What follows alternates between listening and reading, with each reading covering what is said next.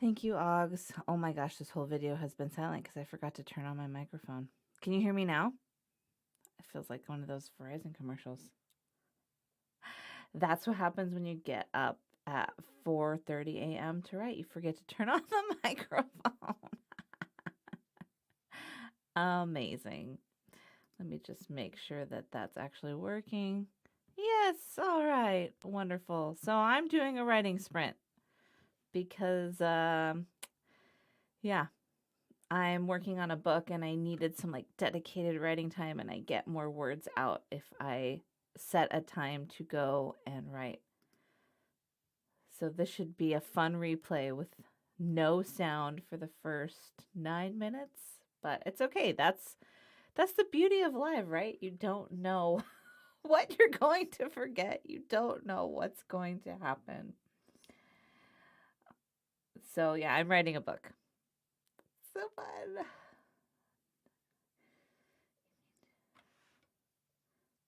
It's time to admit what you really want to sell. The big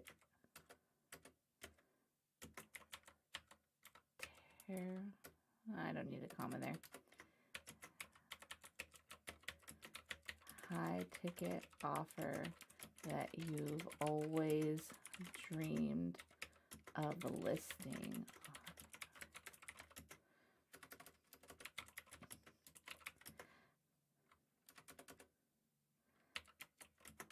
That one thing you know will move the needle for your clients in a big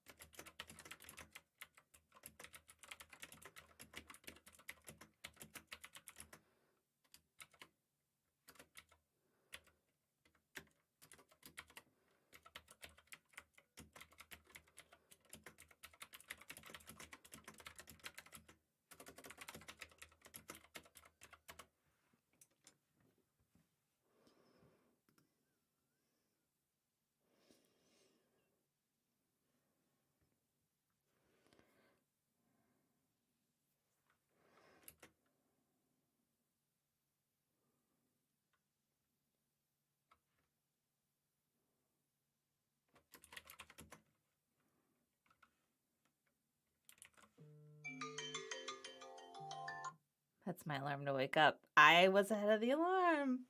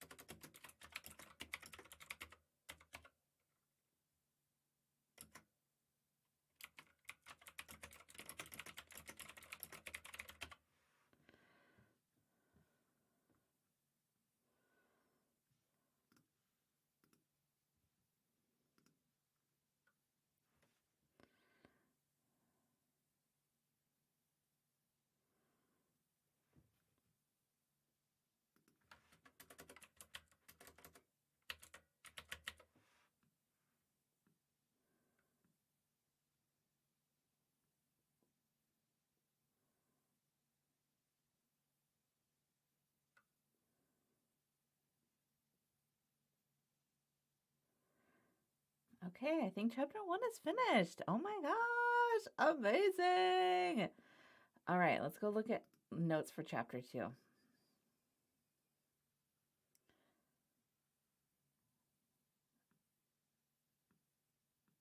right, chapter 2 notes are short. I like it when the notes are short. Thank you, Pastel, for that.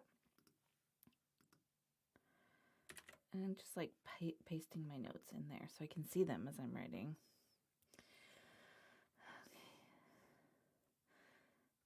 2 magical sources. Oh, this chapter is going to be so fun to write. I am super excited. I actually need a list of, well, I'll get the list of sources out later, but yeah, gonna use some brain science. 2 magical sources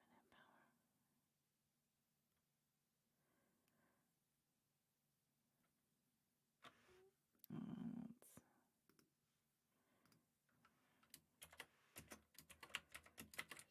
2. I don't know. I don't need to be so literal.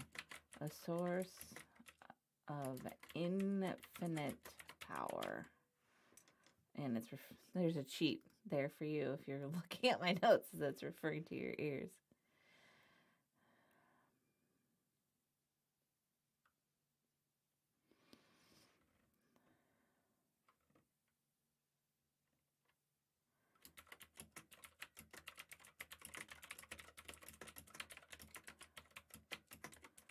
A mystical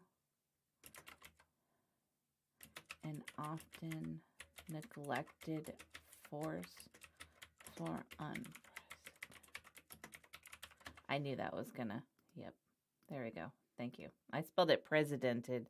Hilarious.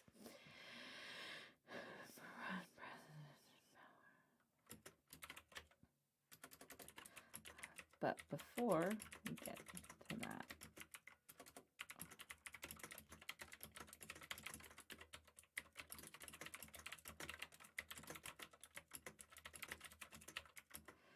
about the strong-willed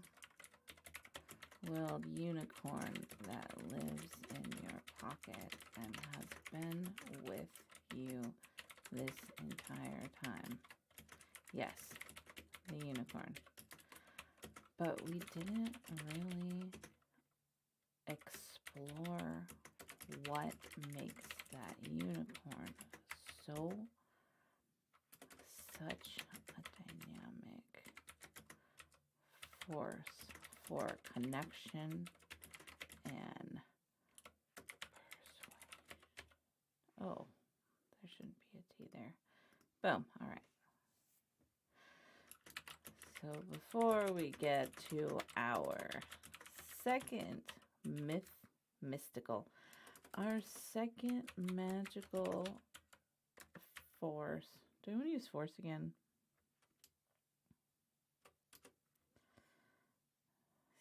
Second. Sometimes good writing is sitting and not writing so that you can think through something. Sometimes also that's just procrastination, though. Do you really explore what makes the universe such a... So before we get to our second mythical, see, we do need a comma there because those are similar adjectives. Second mythical magical tool. Let's dive into story a bit more. Then again, ask a really important question that I was thinking about this morning. Why does story matter so much? If you ever heard someone tell you that if you want to be a successful writer or you want to tell an amazing story, you can't use simple words like so much, they're 100% wrong, and I will fight them verbally about it. I will have a intellectual debate with them because I don't physically fight because I'm a pacifist. Why does story matter so much? Oh, I think it's time for a personal story of my own. And this is something I always talk about. When I was a little 3-year-old person, I used to stalk my parents. Not in a creepy way.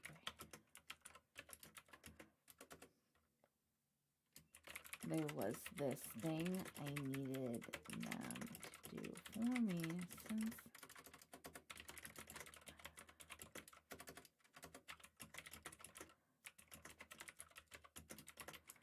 I needed them to read me.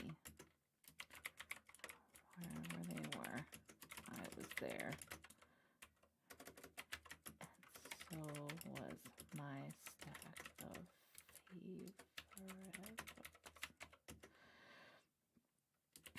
Before I was a storyteller, I was a story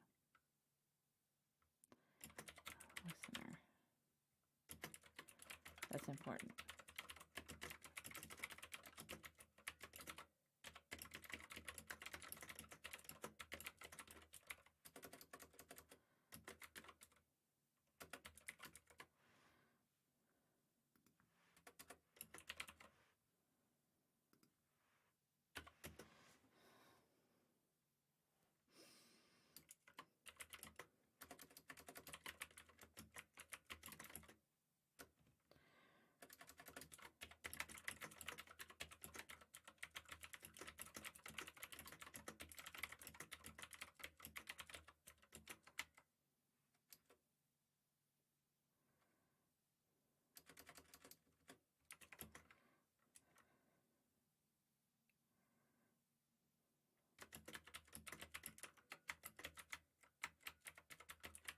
Oh, I did it wrong. There's 2 P's.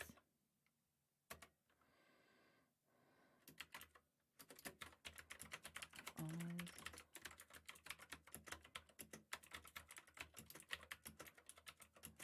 plot twists, character arcs, the things I didn't have language for as a girl, still captured and held me close. Way back then. It feels like without the existence of stories, my personal story ceases to exist.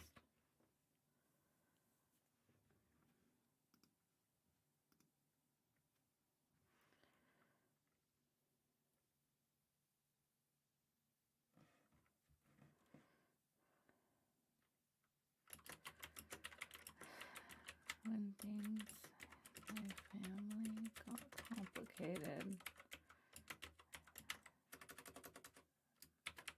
and sometimes scary, I could always find a safe place of retreat in my books, in imagined stories. Let's say inside, so it's not inside imagined. Where my heart could fly free, where nothing seemed impossible, where there was always a way for the princess to save herself.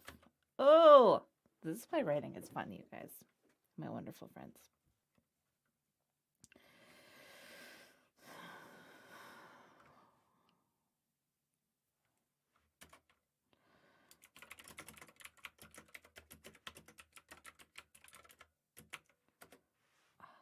That's really bad smelling.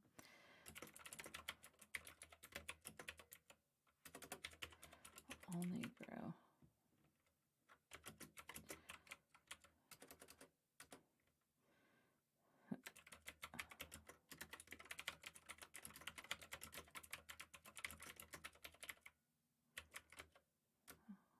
I guess I'll say university. It's more technically correct.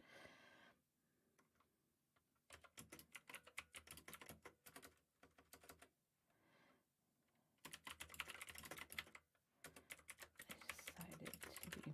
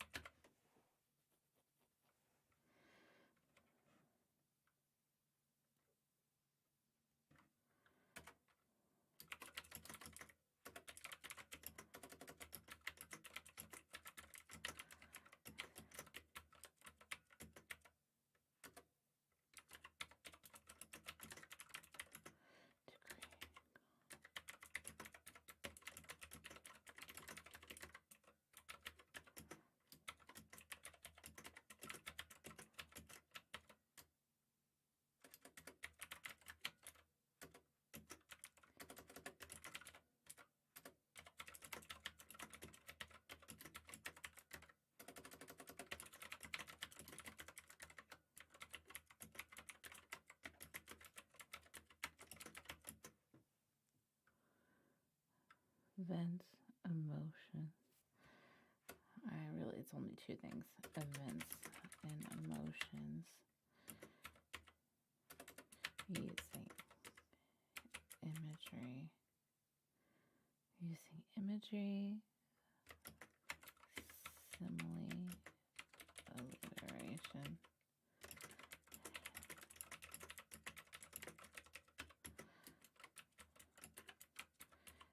Your brain lights up in a pattern that matches the pattern inside my brain, but on delay as I take you on a journey that I lived through myself. This shared experience connects us in a way that is so intimate that you might not just have, that your brain might release oxytocin in addition to dopamine. It's a love and live cocktail of chemicals that bonds us together. Oh.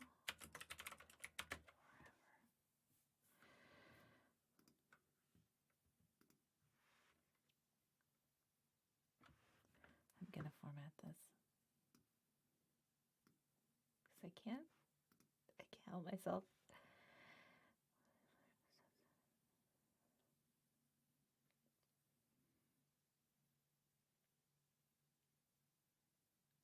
Does that make sense? It's a love and live cocktail, or does it feel like that would be live?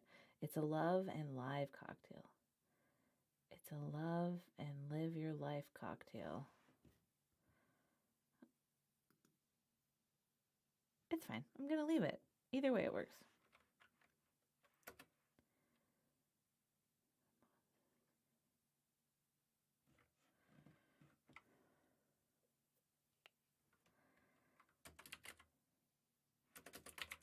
The best part about this combination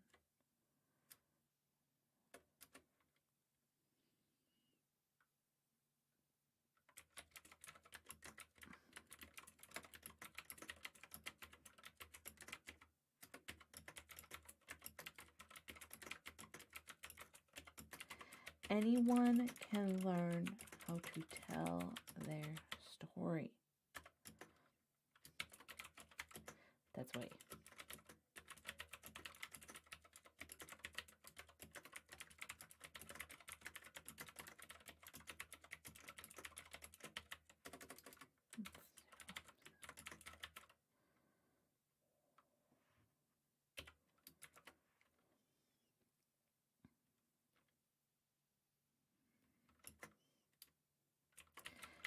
This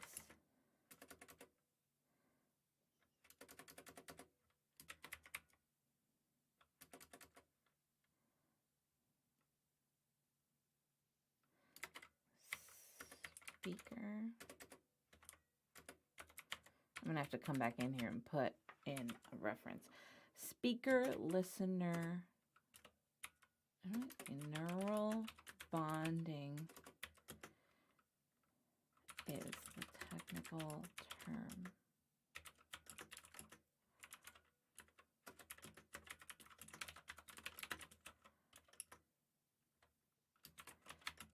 It's the reason why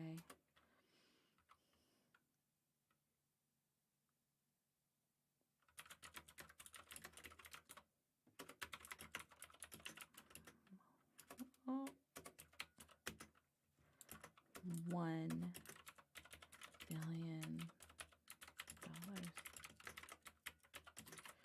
It's why people all over the world will then spend their own hard-earned money to go see that film.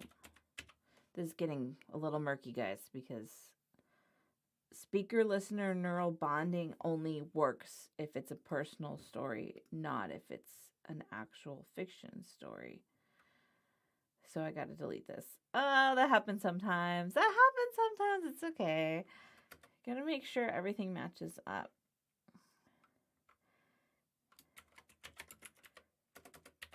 It's why...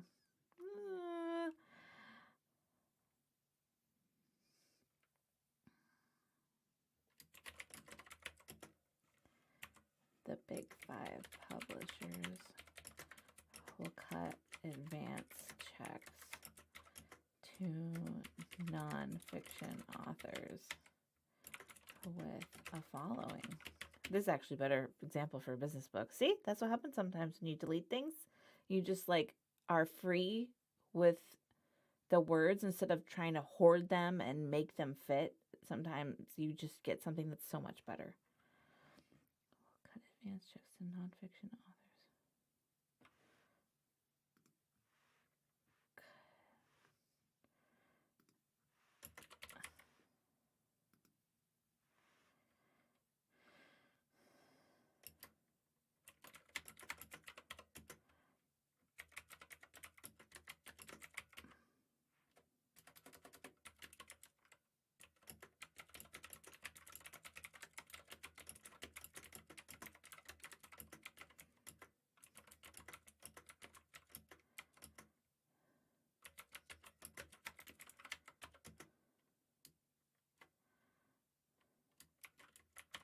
Everything important in life centers around the shared experience. That was my second alarm to wake up if I didn't already. But I beat both alarms, friends. Centers around the shared experience of story.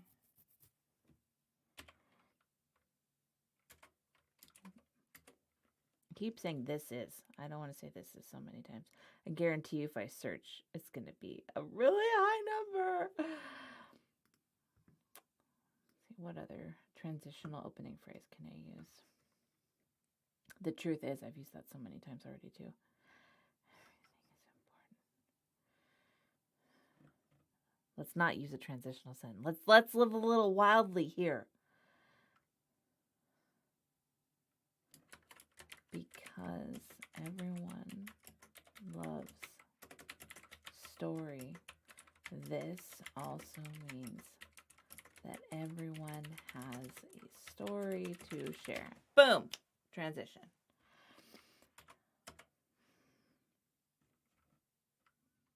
Can you write a one-sentence paragraph? Heck yes, you can. You can, absolutely. For impact, it's like, boom!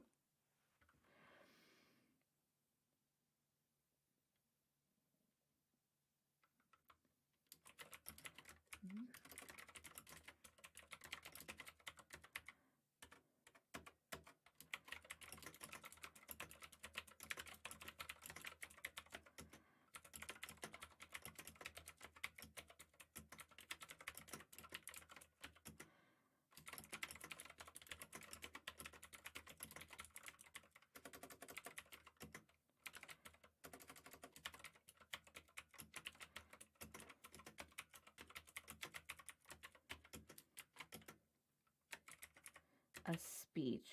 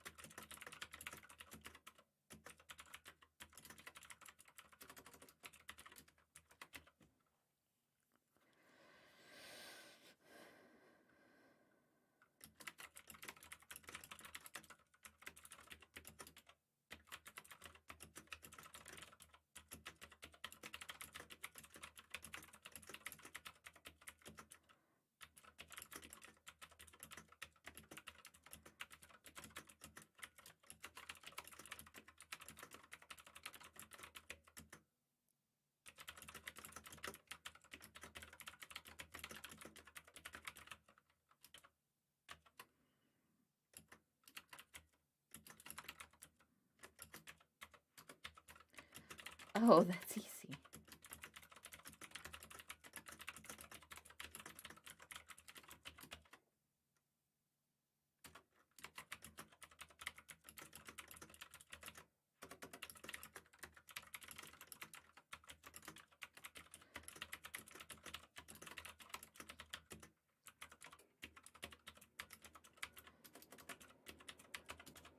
That's your 30-minute keynote.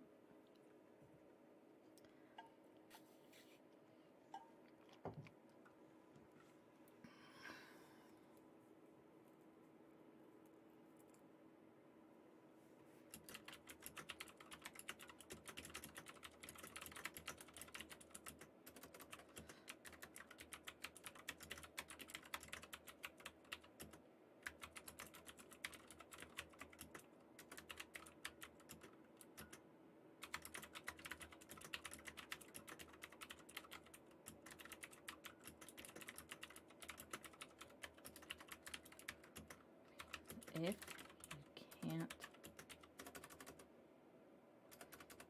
you don't know how to listen to understand, it doesn't matter how amazing you are at telling stories.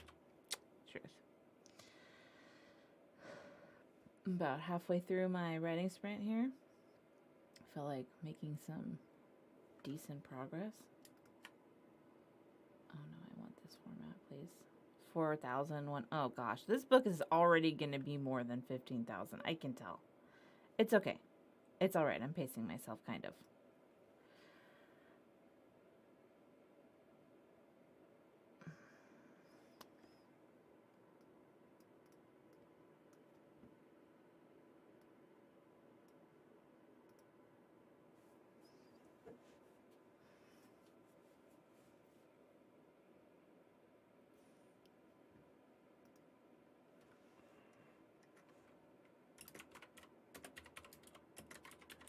Connection goes both ways.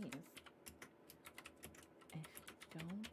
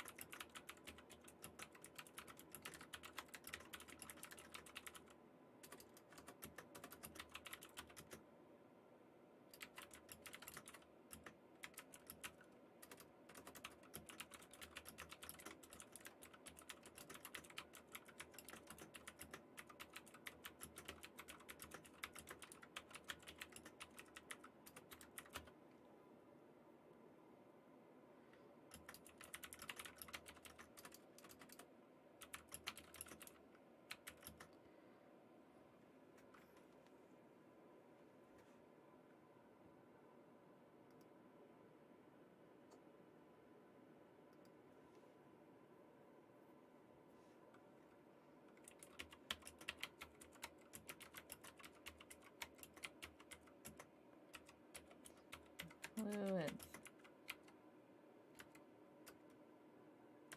and wax.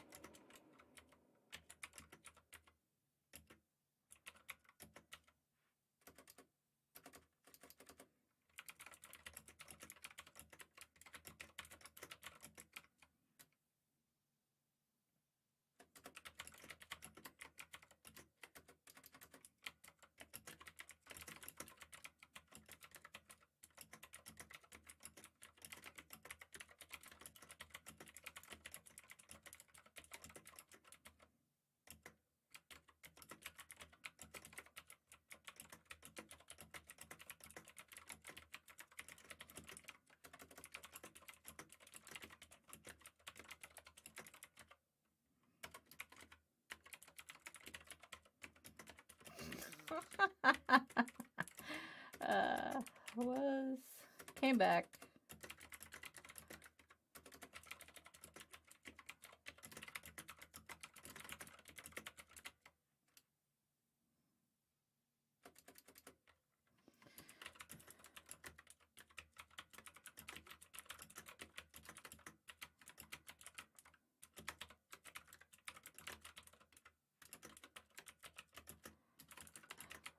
Far. I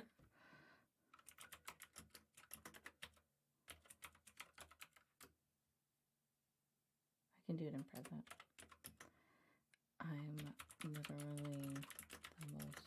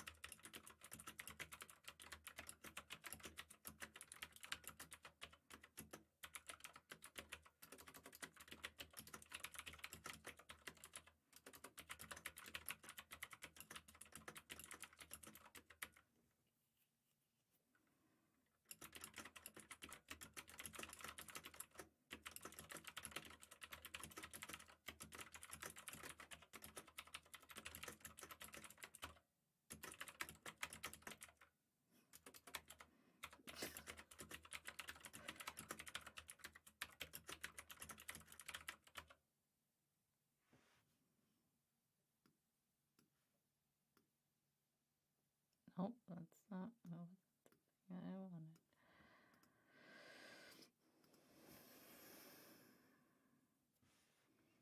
Oh yeah, I needed to add a note here.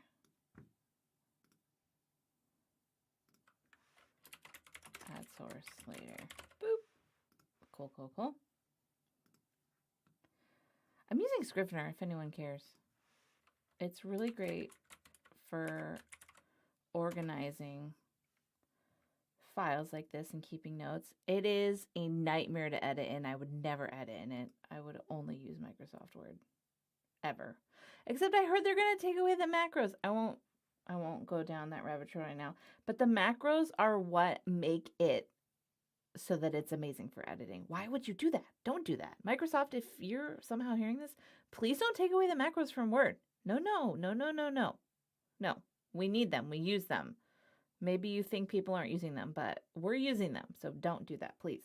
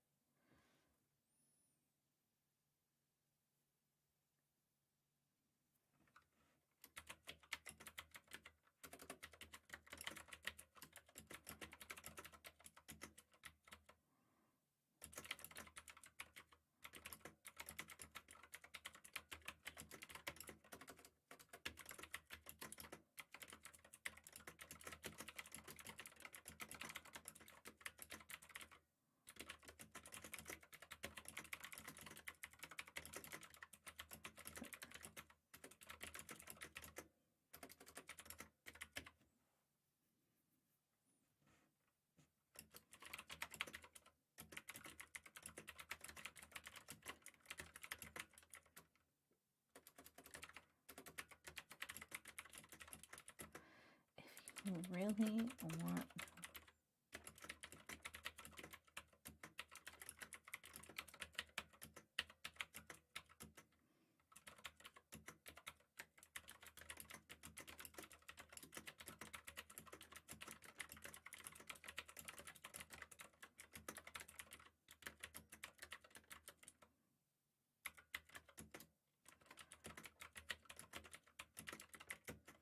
there was a third thought I had. It went away. It ran away.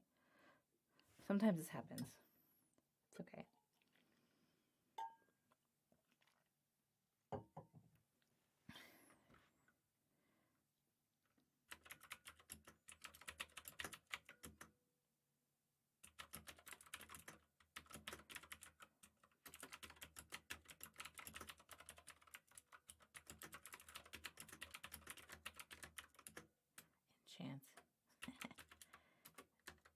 Enhance story exchanges for both you and the other person.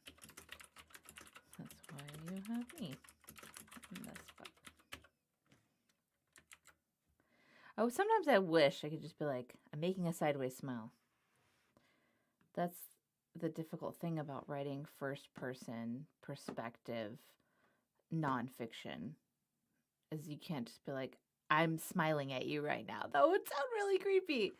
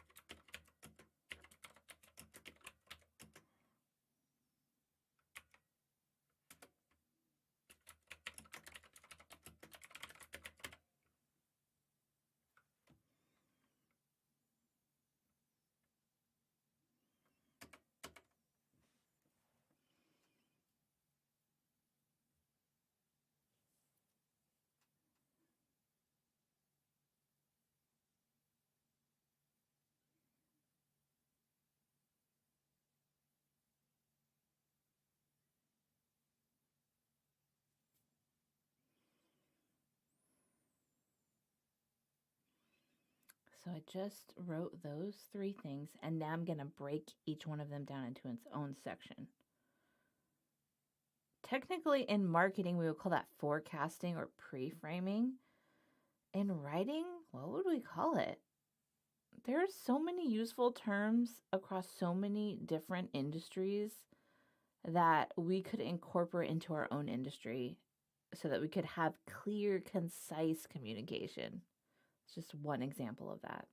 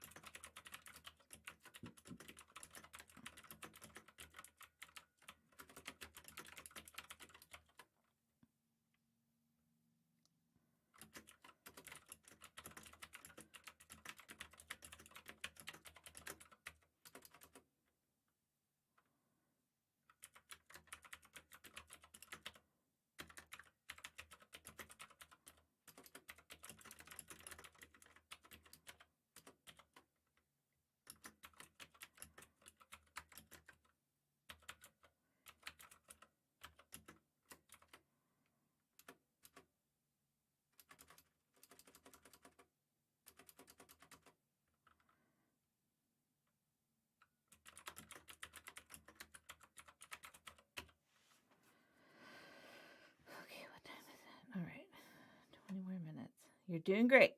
You are writing a lot of words, Kristen.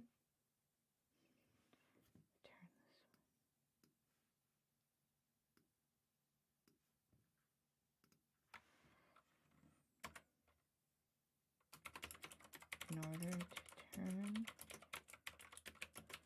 listening from off to on, should we do quotes? Sure. All you need to do is run this one word is run a few different one word questions in the background of your thinking. Why? What? How? Who?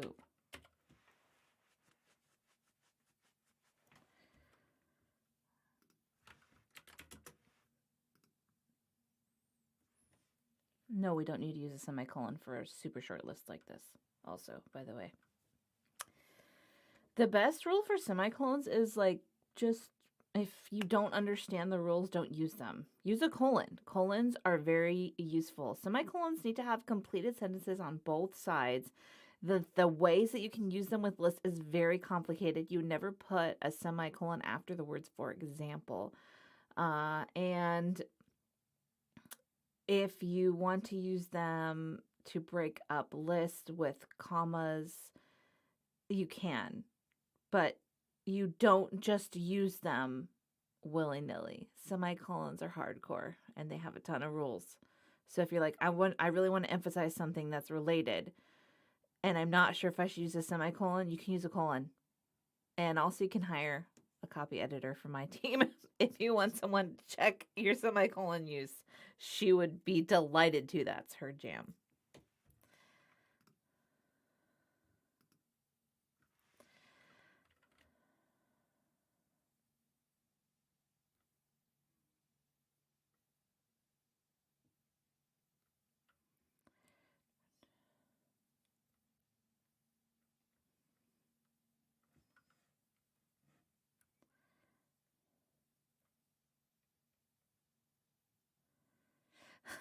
Faith says, I got in trouble for using too many brackets.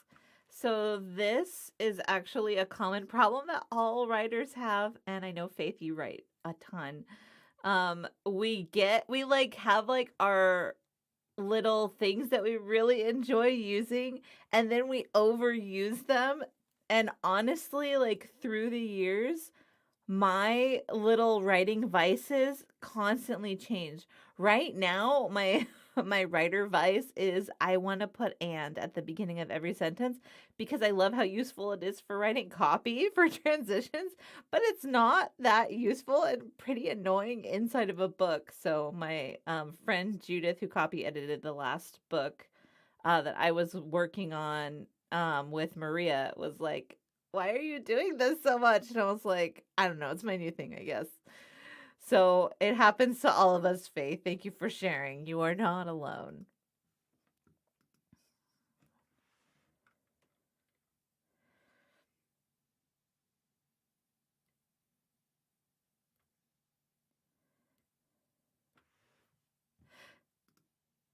She said, my smart ass remarks are in the brackets. Apparently, I should have used commas. And also, I want to point out there are differences in some punctuation usage depending on what country you're in. So that can be even more complicated.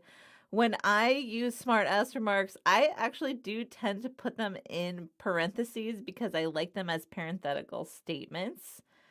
Oh, this is a really good one. Faith. I was taught conjunction words never start sentences. That's a myth.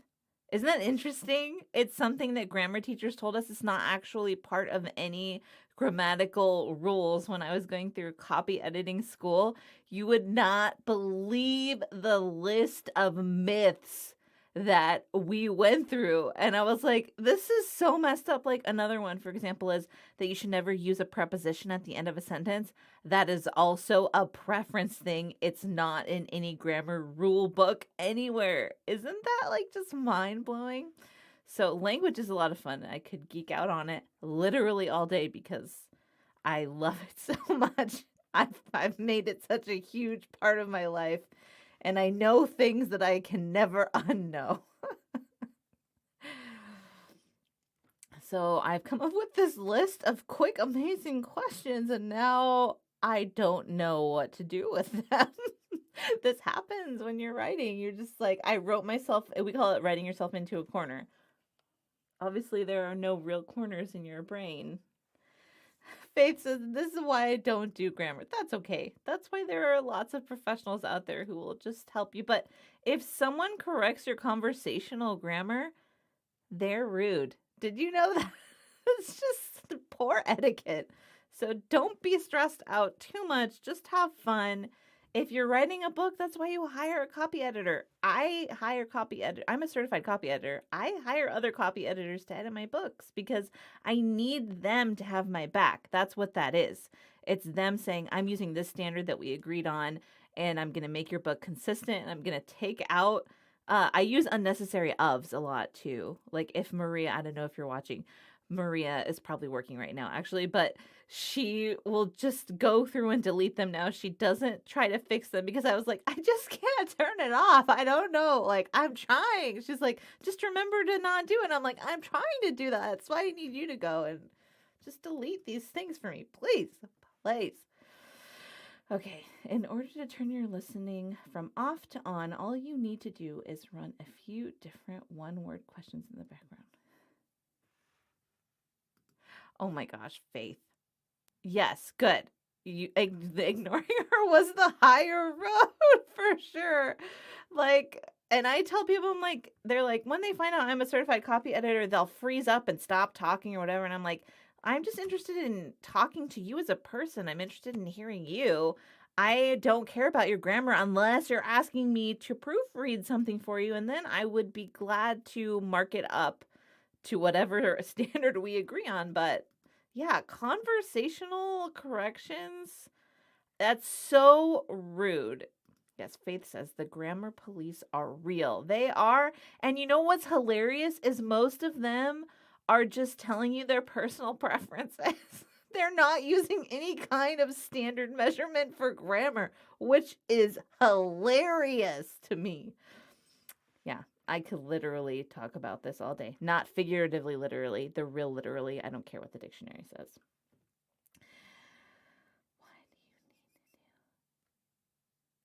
It's true. You could do it for Faith says you could do it for engagement. You could do it for engagement. Like, did you know that the subjunctive in English is going out of style? We used to use were, and it's becoming accepted to use was instead. And this is something that I fight with my other editor friends about because they're like, Kristen, don't use was, use were. And I'm like, people understand was. And when they look at were, now they're like, why is that there? So it's fine. The whole point of grammar actually is to make communication easier. That's what it's for. It's not to be used to police people into saying what you want them to say. So if you've been correcting people on LinkedIn, if you've been correcting my friend Faith on LinkedIn, you're doing the wrong thing. You're making a mistake. You need to choose to be kinder, right?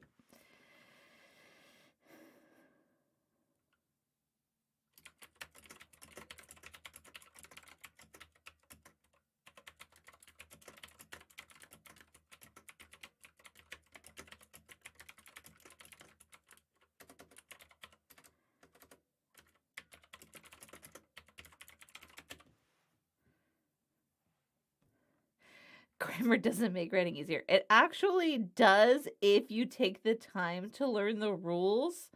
But that's not everyone wants to do that. So that's why we have people who that's their whole job.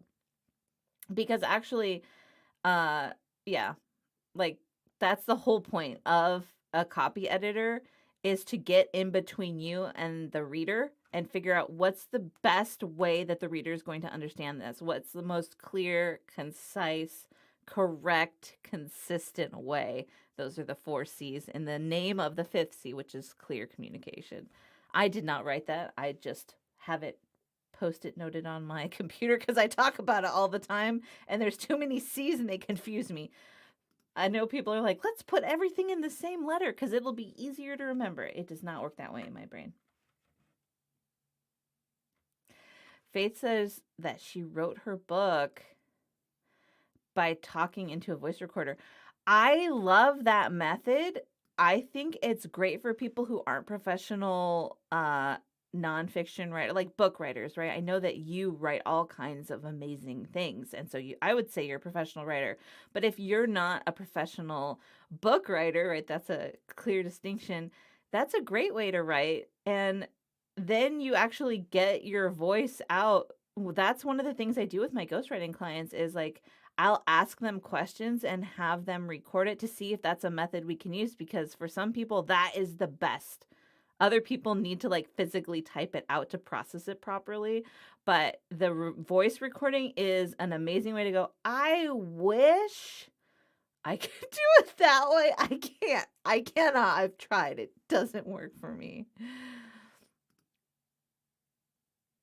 Yeah, this is a common problem because a lot of people who think they can write for other people don't know how to catch their voice.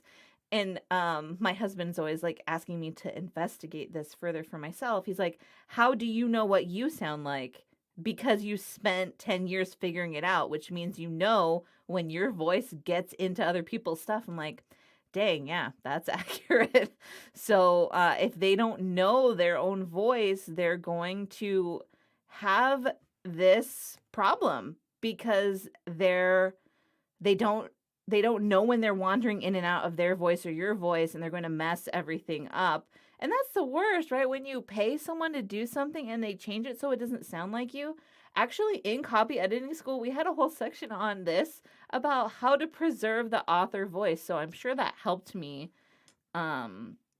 moving forward. But it's such a valuable skill to have. I would never want to work with someone who changed my voice. And even my friend Judith, who's a copy editor who has been a copy editor for over 45 years, when she changes something in my manuscript that she feels is a voice issue, she won't change it. She'll leave a comment and be like, maybe is that okay? Because she's so conscious of preserving her people's voice, which I love, and I mimic that as well.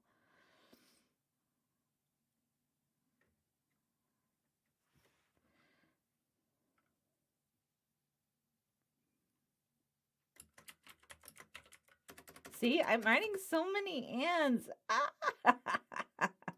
gonna just delete that one. Normally, you can just delete it. You don't even need it. But because... And I accidentally put in extra butts, but this butt it can stay. It's a good butt. I'm cracking myself up. But because you actively want to understand. When you train your brain to think this way, you will find that it becomes... Oh my gosh. Listen to what Faith said. Faith you're being so interesting and distracting in a good way right now. She said she had 1,317 comments. Yeah, like, why didn't they send you a clean manuscript as well? Also, So next time, what are we learning here? Next time you just hire me and my team to take care of this for you so you don't have to go through this nightmare. But also, yeah, like, just do what you want to do. That sounds like a song. I feel like it's the theme song from In Living Color. Now that's playing in my head. But it's... There are professionals who will bully you into doing what they think you should do. And that's not what should happen. It is part of my job to argue. I'm hopping on a call later with a client, and our last conversation was literally me arguing half the time, and I felt so bad about it. But hopefully the follow-up goes better today, because the issue was the author was not thinking about the reader experience, and they were thinking of their personal preferences instead of the reader experience. And I was like, who is this book for? Because it's not for you to sit and read alone in your closet. You need to think about the person who's going to be interacting with it, and how can you present this information in a way that they're going to remember it and be able to use it the best, because that's the whole purpose of the book. So I don't know. I'll follow up with you later after the meeting. Hopefully it goes well. If not, at this point, like, that's what we do as professionals, right? We're like, here's the best option. And when people are like, I don't want to do that, and you tell them why they should, and then they're still like, I don't want to do that, you say, okay, I support you in your decision. Let's move on to the next thing. Because that's all you can do. You can't make someone listen to you ever, even if they're paying you. I think that's a mistake that a lot of people make. Faith says this, she argues with her clients too. Yeah, because we want what's best for them, right? And we've seen it over and over again, and we know what's not going to work. And we understand why they might feel like this one thing should be this way. But we also know that, hey, when people try it that way, this is how it goes. It's running your own business, especially if you're a service provider, is all about relationships. So it is good to have that space in a client relationship to say, hey, this is what, and even to call out their insecurities, right? Because a lot of times it's about that, like, I'm afraid that my thing won't look this certain way, which is what I hear people saying. And I think that they'll say that I'm unconventional or that I'm not professional. And so you can just call that out and be like, okay, but is that the person you're serving? Because if they're not the person you're serving, you probably shouldn't be putting so much stock into what they say and what they think. That's just my 2 cents on working with clients. Yeah, Faith says she gives the logic behind it. I always do that because I'm a very logical, like, puzzle person. I want all the puzzle pieces to, like, fit together, and then I explain how they fit together. And if the other person doesn't see it after I do like 4 or 5 illustrations, or they're just like, I don't care, I don't want that, then I'm like, all right. But usually my clients are not that way, because my clients are the most empathetic, amazing people on this planet. It becomes much easier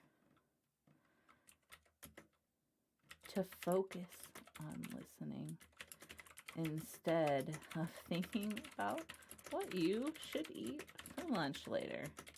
Has that ever happened to you? Maybe next time before you go to a meeting, eat a snack. I don't know.